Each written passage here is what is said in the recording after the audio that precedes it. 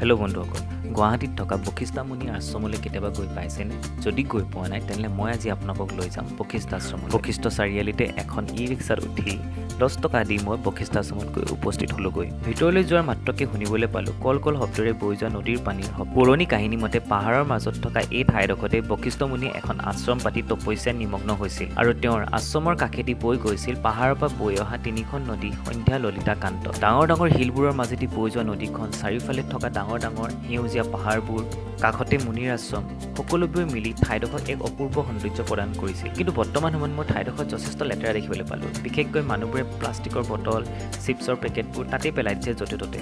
ঠাইখনত যথেষ্ট বান্দৰ আছে, গতিকে অলপ সাৱধান হ'ব। যদি আপুনি খোৱা বস্তু লৈ মেলি বান্দৰক দেখুৱাই খাই থাকে, বান্দৰে থাপ মাৰি আপোনাৰ হাতৰ পৰা কাঢ়ি লৈ যাব। মই তাতেই থকা ডাঙৰ শিল এটাতে বহি মানুহবোৰলৈ কোনোবাই ফটো তুলিছে, ৰীল বনাইছে, কোনোবাই কথা পাতিছে আৰু এনেকৈ চাওঁতে কেনেকৈ 1.5 ঘণ্টা পাৰ হৈ গ'ল মই গমেই নাপালোঁ।